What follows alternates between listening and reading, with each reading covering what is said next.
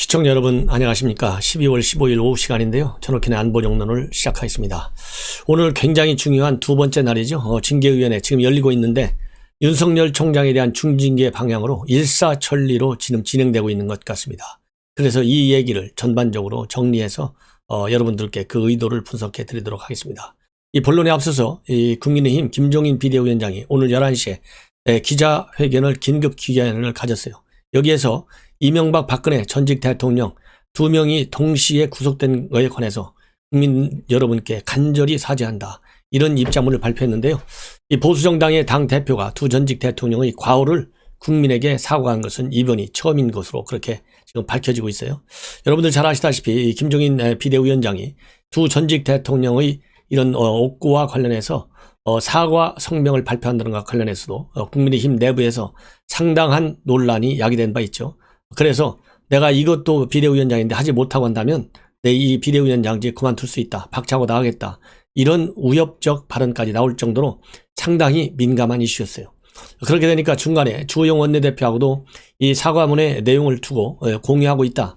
이런 또 이 보도가 나오면서 잠잠해졌고 급기야 며칠간 여러 가지 상황이 전국 상황이 필리버스터라든가 이런 걸로 인해서 어울리지 않는 측면이 있다 보니까 결국 며칠 늦어져 가지고 오늘 발표가 됐는데 우연히도 제가 2차 징계위원회가 열리는 날인데요. 이거 아무리 급하다 하더라도 차라리 내일이나 모레 하는 게 낫지 않았을까 하는 아쉬움은 있습니다. 왜냐하면 오늘 뉴스가 나가면 어차피 큰 뉴스에 가릴 수밖에 없잖아요. 이 뉴스가 윤석열 징계만큼 더 큰 뉴스로 언론기관에서 다뤄주겠습니까? 그래서 김종인 비대위원장이 그 진실성을 가지고 국민에게 어필한다면 왜 본인이 얘기한 대로 중도층의 유권자들에게 지지를 받고 인정을 받으려면 날짜 선택이 잘못됐다.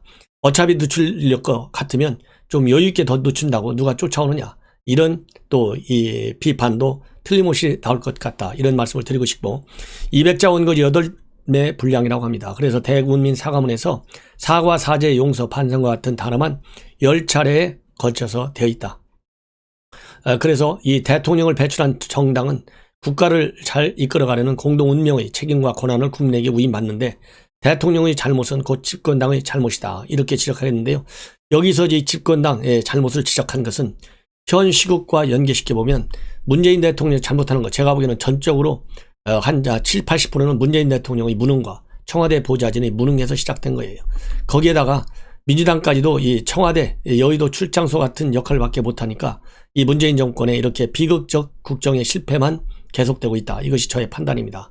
따라서 이 말은 집권당이 말하자면 공동운영의 책임과 권한을 갖고 있다라는 지적은 결국 문재인 대통령에 대한 지적도 함께 의미하는 것이 아니냐. 그래서 오늘 이 사과문 내용을 잘 보면 두 전직 대통령의 이런 이 영어의 몸이 된 거에 대한 잘못도 시인하는 것도 있지만은 현 문재인 정권에 대한 하나의 일종의 원행적 측면도 있지 않을까 하는 생각이 듭니다.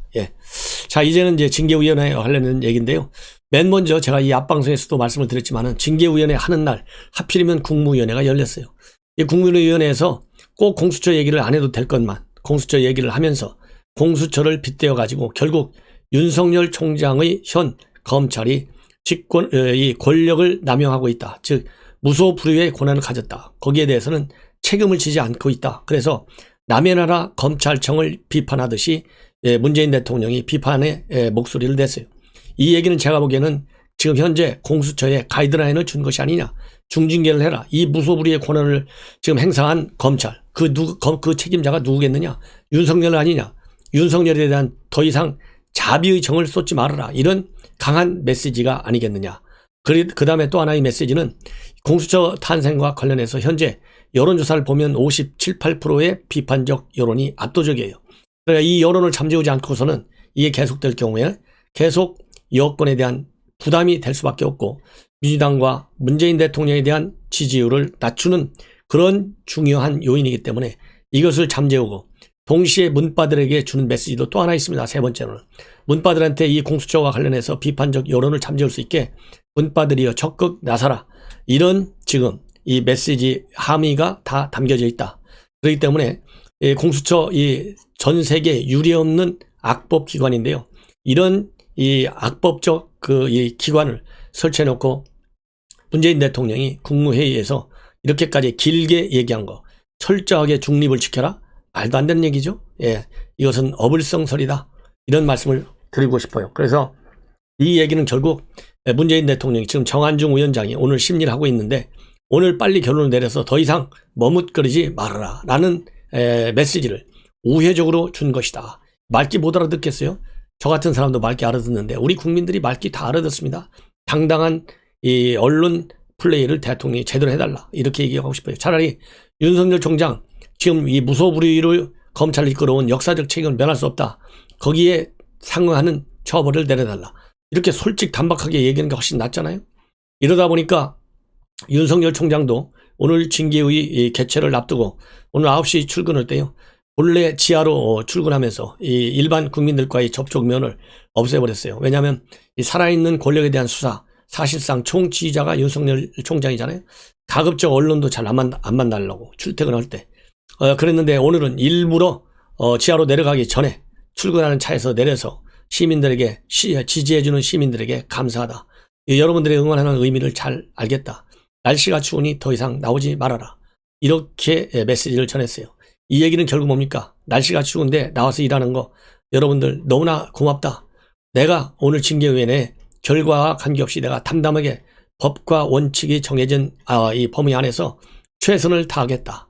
이런 강한 결기를 다시 한번 밝힌 것이다. 저는 그런 생각이 듭니다. 그래서 오늘 윤석열 총장에 대한 징계 조치 제가 보기에는 오늘 중으로 다 끝낼 것 같아요. 다 끝낼 것 같고 결국은 해임을 결정한다. 왜냐하면 여기서 중징계 중에서 정직 같은 걸 하면 정부 여건이 밀리는 추세로 나갈 수밖에 없고 밀리다 보면 결국 지금 레임덕을 제일 우려하는 거 아니겠어요? 결국 레임덕을 스스로 촉발하는 것이다. 이런 위기의식 때문에 그야말로 이럴 때는 강하게 내리쳐야 된다. 이런 입장에서 오늘 대통령 메시지도 나왔고 조금 더 밀리지 않겠다. 그 메시지에 따라서 오늘 중으로 정직 처리를 할 것이다. 그래서 어제 잠깐 나왔던 정직 처리는 안 나오고요. 조금 전에 제가 말씀 잘못했습니다. 정직 처리를 할 것 같은 게 아니라 중징계인 해임을 처리하고 어제 갑자기 튀쳐나왔던 정직은 그냥 언론 반응만 한번 보려고 여론의 추이를 이 반응을 한번 떠보려고 에드버런을 띄운 것에 불과하다. 그래서 본래 당초 이 추미애가 누굽니까? 추미애가 자기가 가고자 했던 길 바꾸는 거 봤어요? 그 막 밀어붙이잖아요. 거기에 뒤에서 은근슬쩍 장단 맞추는 게 누구예요? 좋아하는 게 문재인 대통령이지 않습니까? 그래서 오늘 해임은 이제 시간 문제다. 지금 이제 오후 4시가 다 돼가니까요. 결국은 오늘 저녁 때쯤 되면 해임 청구로 의결이 될 것이라는 말씀을 드립니다. 왜 그러냐면 첫째, 오늘 8명의 증인이 나와야만 되는데요. 이성윤과 정진웅, 여러분 아시다시피 추라인의 핵심 검사들이잖아요. 이 사람들이 빠져버렸어요. 나머지 이제 한동수하고 심재 처리가 남아있는데 이 한동수는 가관입니다. 한동수는 오늘 나와가지고 증인신문 대기하면서 뭘 내놓은 줄 아십니까? 아니 거기서 지금 국민 여러분 죄송합니다. 메시지를 내도 지금 국민들이 이해할까 말까 하는데 거기서 여유있게 SNS 활동을 하고 있어요. 증인신문 대기 중에. 그러면서 겨우 내놓은 얘기가 뭔지 아세요? 징계위에 영향을 미치는 기자와 악의적 보도에 대해서는 반드시 민사소송을 제기해서 우위자료 소송을 내겠다. 아니 돈이 없는가 봐요. 차라리 우리 애국 시민들이 돈 좀 걷어서 감찰 담당하는 감찰 부장직이나 열심히 잘해라. 이렇게 좀 생활비 좀 대주는 게 어떨까 하는 생각까지 드네요. 그러면서 어제까지도 말이지. 어제까지 이 대검 감찰부 지금 이제 민원 사항과 관련해서 이 정의구현 사재단 최근에 윤석열 쫓아내다 성명을 발표했잖아요. 근데 이 성명 발표와 관련해서 대검의 재항관 사건을 기각했다는 거 아니겠습니까? 근데 이 재항고 사건이 바로 정의구현 사재단 이 일을 주관적으로 저지한 신부 정재천 신부의 잘 알려져 있는 그 신부와 아주 가까운 사람의 재항고 사건이라는 거 아니겠어요? 그래서 이 재항고 사건 제대로 조사도 안 하고 기각을 처리했다. 이렇게 언론에 보도가 돼서 많은 우리 야권에 있는 국민들에게 그야말로 또 한 번 실망과 좌절, 분노를 준 바 있어요.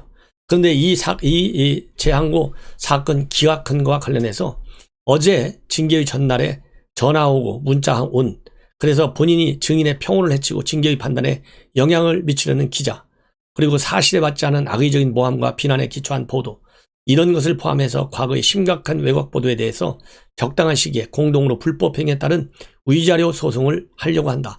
요런 거나 밝히고 있어요. 이거 협박하는 겁니까? 그러니까 오늘 징계위에 출석해서 자기가 추미애의 지금 입장이 맞다. 윤석열은 징계를 해야 되고 그리고 반드시 수사도 받아야 된다. 이런 본인이 해왔던 본인이 성명불상자 입건까지 했잖아요. 이러한 본인이 이 추미애의 말하자면 명령을 직접 받았던 간접으로 받았던 심재철을 통해서 받았던 박은정이를 통해서 받았던 본인이 또 알아냈던 간에 그 경위와 관계없이 추미애의 입장을 옹호하는 증인으로 발언하기 위한 그런 생각에 해를 끼쳤다는 거 아니겠어요? 이게 도대체 지금 사과해도 우리 국민들이 용서하기 싫은데 용서할까 싶은데 이렇게 뻔뻔스러운 감찰부장의 모습 우리 국민들 참 기가 막히지 않습니까? 요런 SNS나 하고 앉아 있어요. 참 기가 막히다. 그리고 나머지 지금 윤석열 측에서 기피 신청을 한 그야말로 이 정한중 그다음에 이용구 차관 이런 사람들에 대한 이 기피도 신청도 전부 기각했어요. 자, 그러면 이성윤이 하고 그다음에 정준이 안 나왔죠? 그다음에 이 한동수는 이렇게 지금 작심하고 추미애 입장 편을 들게 돼 있죠? 그다음에 심재철이는 징계 신문을 해서 아예 증인으로 지금 나와 있는데 심재철이 기피 신청한다고 그러니까 아예 또 빼버렸어요. 자, 이렇게 되다 보니까 결국 핵심 문제의 인물들은 전부 다 윤석열 측에서 제대로 좀 따질 만한 질문을 할 사람들 전부 다 빼버렸어요. 이래서 제가 보기에는 이 정한중 이 징계위원장이 이 증인 윤석열 측의 신문을 일체 허용할 수 없다라고 했다가 질문이 길고 어려우면 복잡하면 허용하겠다 이렇게 자세를 바꿨거든요. 이것은 법 취지에 따라서 자세를 바꾼 것이 아니라 오늘 이걸 보면 안 나오거나 아니면은 철회하거나 이렇게 돼 있기 때문에 일부러 자기네한테 처음서부터 아예 안 나와버리고 그 다음에 철회해버리면 윤석열 총장에서 질문하고 싶어도 질문 대상자가 없어져 버리잖아요. 자동적으로. 이렇게 해서 싹 꼼수를 부린 거예요. 그러니까 이 언론에서 여론에서 비판의 화살을 막아내기 위해서 말하자면 이렇게 꼼수를 쳐가지고 그 질문 요지 어렵고 복잡하고 길면 내가 대신 시켜줄게 이런 작전을 쓴 것이 아닌가. 정말 법률가답지 않은 꼼수. 이게 정말 현재 징계의 현 모습이다. 이런 말씀을 다시 한번 또 드리고 싶습니다. 이렇게 되니까 오늘 사실상 징계위원회는 윤석열 총장 측에서 보면 이 맥 빠진 정말 안고 없는 찐빵의 그런 징계위원회가 될 수밖에 없고요. 추미애에 대한 이 반박을 해야 되잖아요. 추미애에 대한 반박을 할 수 없어요. 없게 만드는 거예요. 김 빠진 맥주 같은 그런 징계위원회로 윤석열 총장 측에서 보면 우리 야권에서 보면 그런 식으로 징계위를 운영하고 있어요. 이런 것도 전부 다 오늘 아침에 윤석열 그다음에 이 비판 문재인 대통령이 무소불위의 권력을 가지고 있는 검찰실장 그대로 나서서는 안 된다. 그래서 공수처가 만들어졌다라고 얘기한 그것이 결국 가이드라인이 됐다. 이런 말씀을 드리고 싶고 또 하나 이 정치적 중립 위반 이것이 이제 판사 사찰 문건이 아니고 이 정치적 중심 위반이 오늘 징계에서 굉장히 중요한 문제거리가 될 것이다 했는데요. 이것도 문제가 될 리가 없어요. 오랫동안 신문이 필요 없어요. 왜냐? 지금 언론 보도를 보면 이 오늘 징계위 과정에서 쭉 보면은 지금 현재 정치 중립을 위반한 결정적 근거가 뭔지 아십니까? 반기문 총장의 답변. 이것이 전에 대선에 나온다고 할 때 2010년도 관훈클럽 토론에서 답변한 내용. 그것을 근거로 해서 윤석열 총장도 정치를 중립을 위반했다. 요렇게 지금 밀어붙인다는 거예요. 그래서 그때 뭐라고 얘기했냐면 참고로 내년 1월 1일 임기를 마치고 돌아오면 한국 시민이 된다. 한국 시민으로서 어떤 일을 해야 하느냐는 그때 고민하고 결심하겠다. 이것이 사실상 대선 출마 가능성을 내비친 것으로 풀이가 되니까 이 반기문 총장의 발언을 가지고 근거로 해서 윤 총장이 퇴임하고 나면 우리 사회와 국민들을 위해서 어떻게 봉사할지 생각해 보겠다라는 거하고 동일한 기조다. 그래서 정치 중립을 위반한 것이다. 이렇게 주장을 했다고 합니다. 자, 그런데 이거와 관련해서 윤석열 총장 측에서는 이것은 궁예의 관시법 수준이다. 이렇게 반발하고 있어요. 퇴임 후 봉사 여러분들 잘 아시잖아요. 집에 있는 강아지 셋 그거 보살펴야 되는데 백수가 되는데 변호사 개업도 바로 못하고 내가 강아지 3마리 돌보겠다고 할 수가 있느냐. 그래서 국민에게 봉사한 건데 이게 어떻게 정치 중립이냐 이렇게 한 것으로 지금 알려지고 있잖아요. 이게 지난 10월 29일 날 대전지검에 가서 발언한 내용이에요. 이것이 이제 뒤늦게 알려지고 있는 거예요. 이걸 가지고 정치 중립이라고 하니 참 국민학교 학생만 되더라도 말 뜻을 제대로 요즘은 알아먹어요. 요즘은 이 국민학생들도 엄청 머리가 좋아요. 이 해피림은 징계위원회에 있는 사람들이 지나치게 맞추려다 보니까 평균적 국민의 눈높이에도 미치지 못하는 그런 수준을 가지고 징계를 진행하고 있다는 것에 대해서 정말 비통함을 감출 수가 없습니다. 그래서 윤석열 총장 측은 이러한 이 징계의 측의 정치적 중립 의무 의만과 관련해서요. 중립 의무 위반이 되려면 최소한도 3가지 요건이 있어야 된다. 하나는 정파적으로 편향된 행동을 일관성 있게 하거나, 둘째, 특정 정파의 밀접한 관계를 공공연하게 맺고 있다거나, 셋째, 퇴임 후 입당과 창당을 논의했다는 정황이 있어야 한다. 이렇게 반박하고 있고요. 이 문제와 관련해서는 법무부 내에서조차도 상당한 이견이 있었던 것으로 그렇게 알려지고 있습니다. 예. 그리고 이 부분에 대해서 감찰한 검사조차도 지난 1일 감찰위원회에서 총장의 이러한 발언이 정치적 위반이 아니다. 이런 생각에는 변함이 없다. 이렇게까지 받아친 것으로 그렇게 알려지고 있습니다. 이 정도가 되면 갈 때까지 간 것이죠. 예. 자, 이렇게 해서 오늘 이제 징계위 결론을 기다려 봐야 되겠습니다만은 제가 볼 때는 정직으로 갈 가능성은 거의 없다. 저는 제 판단이 틀리기를 바랍니다. 예.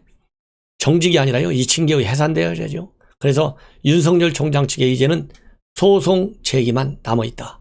이런 말씀을 드리고 싶고 차제의 헌법재판소, 헌법재판관들 반성하라. 이런 말씀을 다시 한번 드리고 방송을 마칩니다. 시청자 여러분들께서 제 방송 많이 좀 시청해 주시고 그리고 구독과 좋아요를 당부드리겠습니다. 대단히 고맙습니다.